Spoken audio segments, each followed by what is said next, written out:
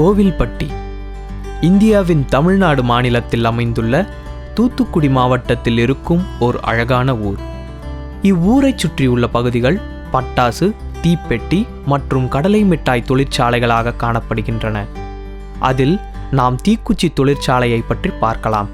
கோவில்பட்டி நகராட்சியில் முக்கிய தொழிற்சாலைகளில் வினோத் தீக்குச்சி தொழிற்சாலையும் ஒன்றாகும். சுமார் 30க்கும் மேற்பட்ட தொழிலாளர்கள் இங்கு பணிபுரிகின்றனர். பாப்புலர், அல்பேசியா, கல்யாணி முருங்கை, கேரள மட்டி, பீ மட்டி போன்ற மரங்கள் தீக்குச்சிகள் செய்ய பயன்படுகின்றன. இம்மரங்கள் அனைத்தும் விவசாய பயிர்களே ஆகும். சாஃப்ட்வுட் எனப்படும் வகையைச் சார்ந்த இம்மரங்கள் முழுமையாக வளர குறைந்தபட்சம் 5 வருடங்களாகும். இவை அனைத்தும் தீக்குச்சிகள் மட்டுமே செய்வதற்கு பயன்படுகிறது.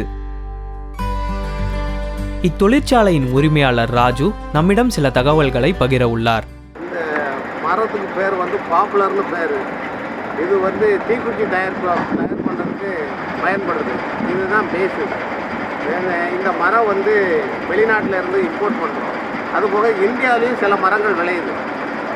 இந்தியாவில் அல்பீசியா, முருங்கை இது எல்லாமே தீப்பெட்டிக்கு பயன்படுது. இந்த மரங்கள் தமிழ்நாடு, கேரளா, கர்நாடகா போன்ற மாநிலங்களில் இருந்து நம்ம இங்கே வாங்கி நம்ம இந்த தீக்குச்சி தயாரிக்கிறதுக்கு பயன்படுத்திக்கிறோம். இப்பொழுது நாம் தீக்குச்சி தயாரிப்பில் முதல் கட்டம் என்னவென்று பார்க்கலாம். வட்டவாள் இயந்திரத்தை கொண்டு தடிகளை சிறு சிறு துண்டுகளாக வெட்டுகின்றனர். வெட்டப்பட்ட தடிகளை பேலிங் இயந்திரம் மூலமாக பட்டையாக மாற்றப்படுகின்றது. ஒரு தடியின் பட்டை 10 அடி முதல் 12 அடி வரையாக வெளியே வருகின்றன.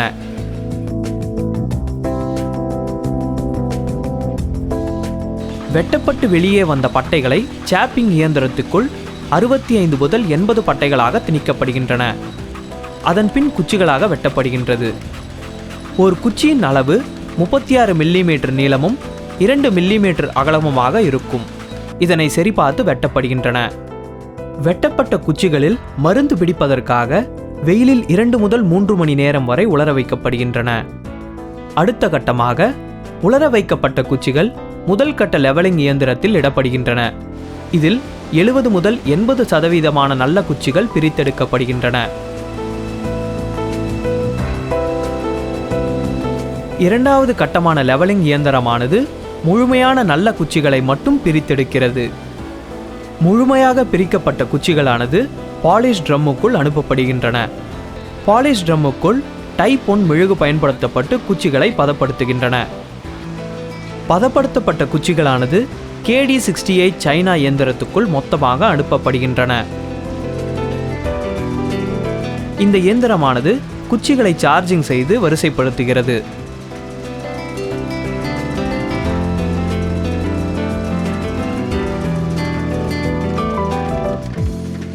இப்பொழுது வரிசையாக அடுக்கப்பட்ட குச்சிகளின் முனையில் 112 செல்சியஸ் உள்ள டைப் 3 மெழுகு பூசப்படுகிறது.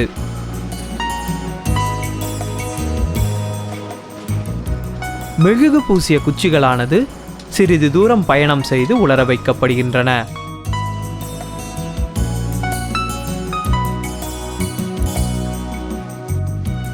அதன்பின் குச்சிகளின் முனையில் 2 மில்லிமீட்டர் அளவிற்கு மட்டும் தீக்குச்சி மருந்து பூசப்படுகிறது. மருந்து குச்சிகளானது மொத்தம் 7 அடுக்குகளாக உலர வைக்கப்படுகின்றன. இதில் முதல் 3 அடுக்குகள் மின் விசிறியால் உலர வைக்கப்படுகின்றன. அடுத்த 4 அடுக்குகள் வெப்பக்காற்று மூலம் உலர வைக்கப்படுகின்றன.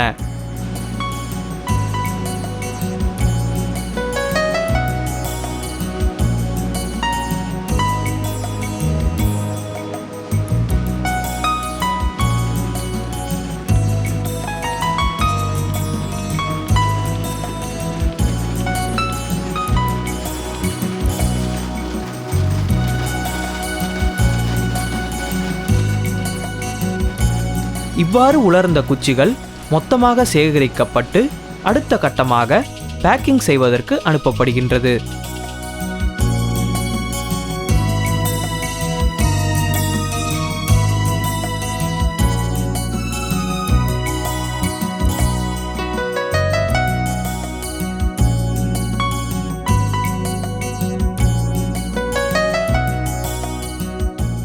இவ்வாறு நாம் அன்றாட வாழ்வில் பயன்படுத்தும் தீக்குச்சி இது போன்ற நிலைகளை கடந்துதான் நம் கைகளில் கிடைக்கின்றன. தீக்குச்சிகள் சிறிய அளவு எரிபொருளாயினும் அதையும் நாம் சிக்கனமாக பயன்படுத்துவோமாக.